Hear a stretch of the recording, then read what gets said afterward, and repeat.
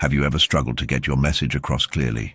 Maybe you've prepared for hours, rehearsed your speech multiple times, or organized your thoughts down to the last bullet point, only to face a blank stare from your audience, a lack of engagement, or polite nods that feel more obligatory than genuine.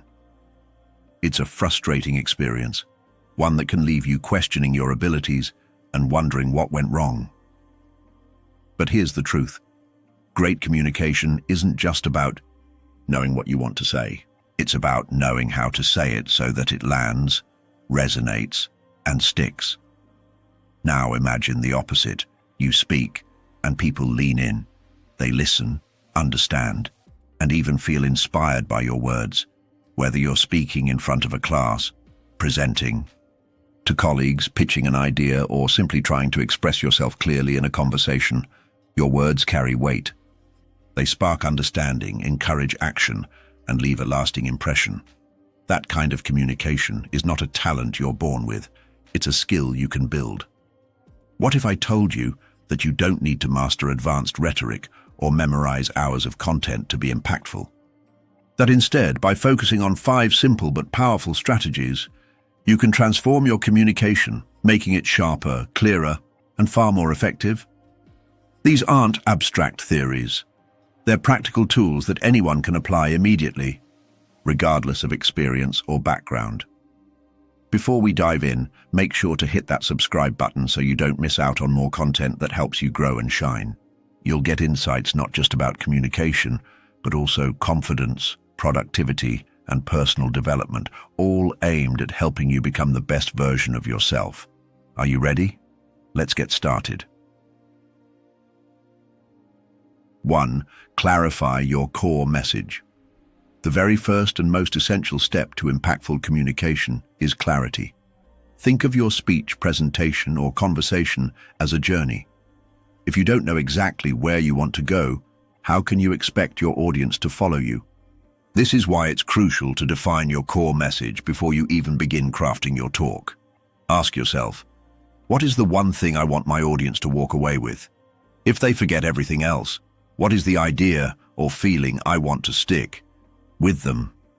When you take the time to identify that one central idea, you prevent yourself from drifting into tangents or getting lost in a sea of interesting but ultimately irrelevant details. You're not just delivering information, you're building a narrative around a single heartbeat that drives everything else forward. This core message serves as your compass. Every point, example, or story you include should support it. If it doesn't, leave it out. This isn't about oversimplifying. It's about staying focused. Let's look at an example. Suppose you're giving a talk about teamwork. Your core message might be, effective teams are built on trust, not talent. With this guiding statement in place, every element of your speech, from your opening story to your closing remarks, should reinforce that idea. Without a clear core message, you might start talking about delegation, conflict resolution, motivation, and productivity, all important topics, but the speech could end up feeling scattered. With a clear message, however, you can weave those same topics into a narrative that supports a single powerful idea. Clarity also boosts your confidence. When you know exactly what you want to say, you feel more grounded. You're not just rambling or hoping something lands. You're delivering a message with purpose, and that confidence translates to your tone, body language, and overall presence. Finally, clarity benefits your audience. People today are bombarded with information. Their attention is limited, and their patience is even shorter. If you can give them a clear message wrapped in purpose and relevance, they're far more likely to stay engaged and remember what you said long after you've finished speaking. In a noisy world, clarity is a superpower. Use it wisely. 2. Structure with simplicity and flow. Once you've clarified your core message, the next step is to structure your communication in a way that's simple, logical, and easy to follow. Why does structure matter so much? Because without it, even the most brilliant ideas can get lost in translation. A good structure acts like a roadmap. It shows your audience where you're going, how you're getting there, and why each step matters. It keeps your message organized and prevents confusion. Start by framing your message with a clear introduction. This is where you set the stage. Introduce the topic, provide context, and state your core message up front. This helps your audience know what to expect and primes them to receive your ideas. Next, move into the body of your talk. This is where you unpack your main points, ideally in a logical sequence.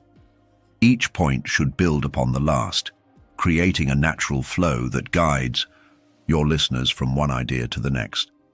Finally, end with a strong conclusion that ties everything together and reinforces your core message. A good closing leaves your audience with clarity, conviction, or even a call to action. Here's a simple but powerful outline you can use. Introduction, key point 1. Key point 2, key point 3, conclusion. This structure is familiar, and that's a good thing. People tend to absorb information better when it's presented in a format they recognize. Familiarity reduces cognitive load, allowing them to focus more on your message and less on figuring out where you're going. Now, let's talk about simplicity. Simplicity doesn't mean watering down your ideas.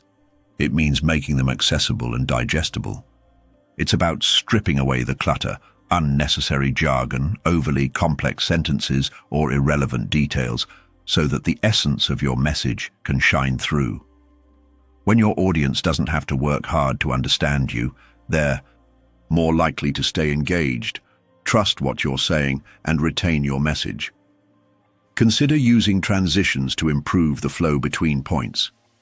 Phrases like, "Let's move on to the next key idea," or "Now that we've discussed X, let's talk about Y," help guide your audience smoothly.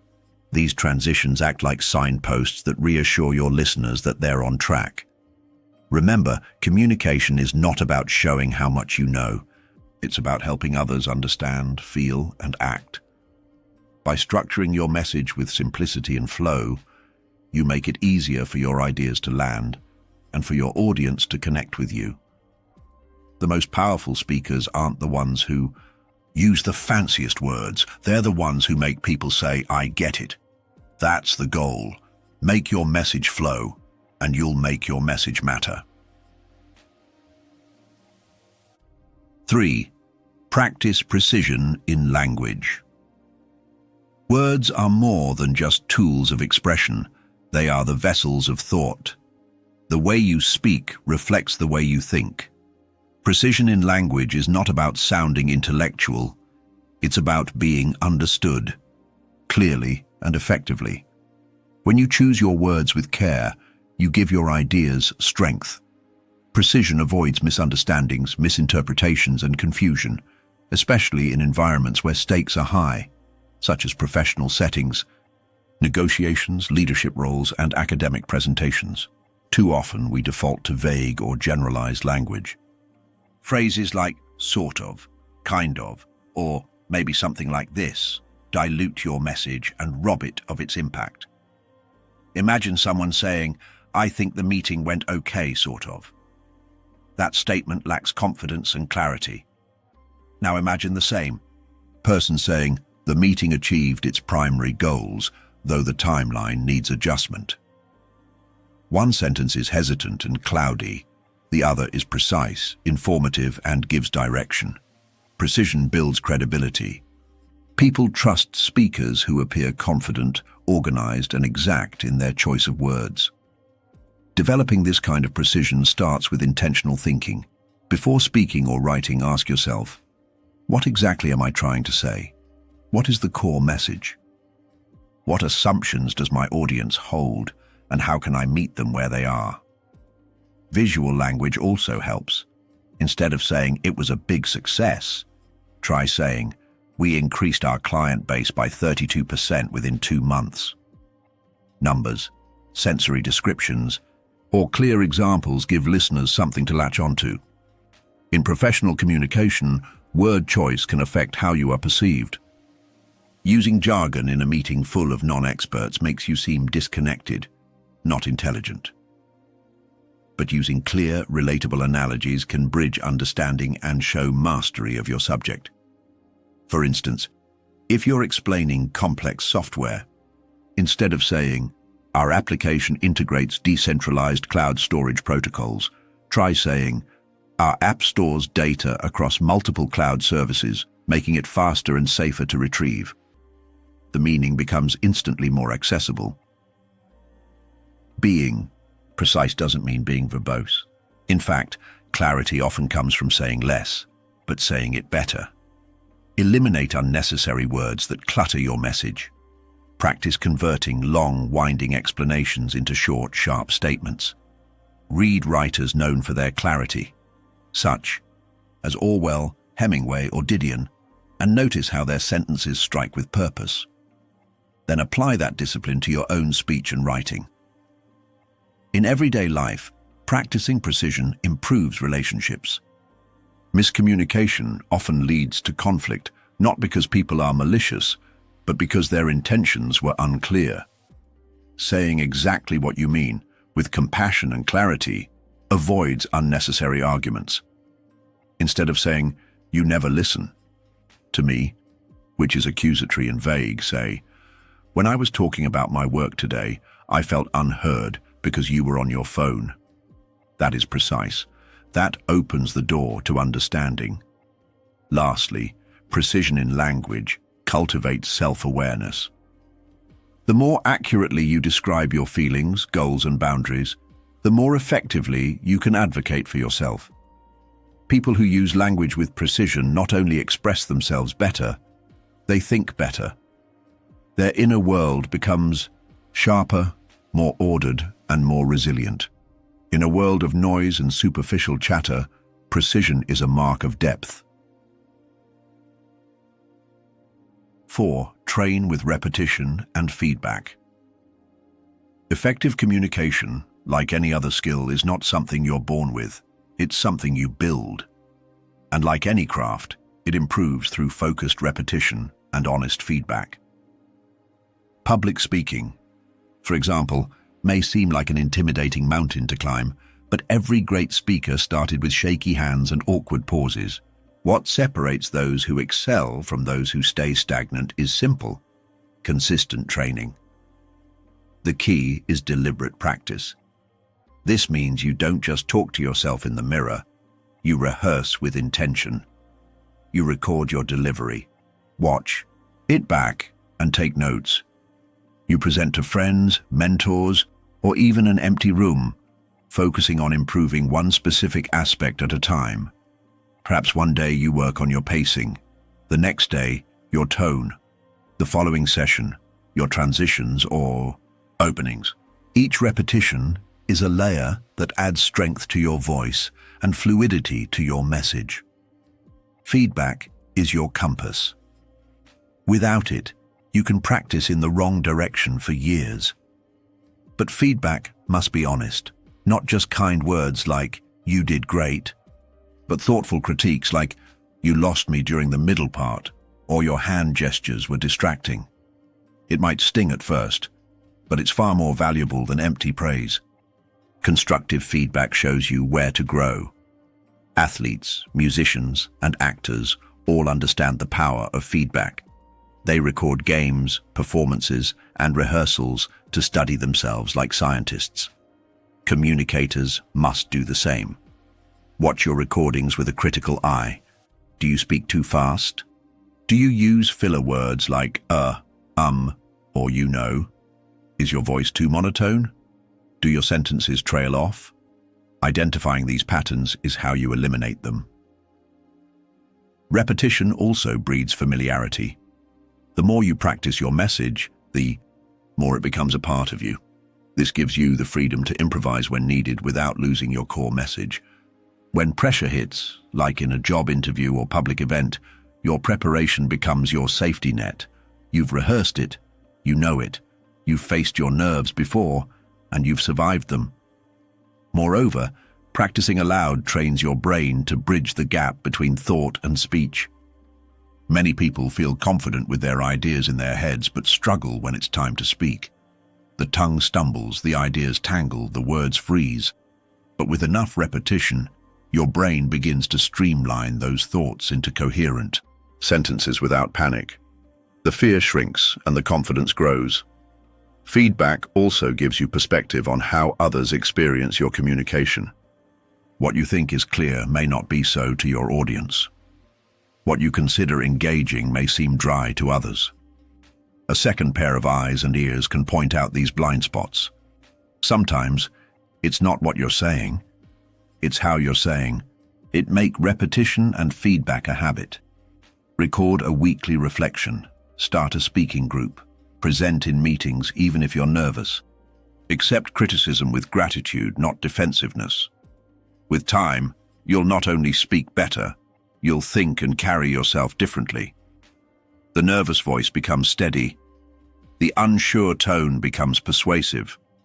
Through deliberate training, communication transforms from a source of anxiety into a source of power. 5. Adopt positive body language and voice modulation. Communication is a full-body experience. It doesn't end with words, it begins with them.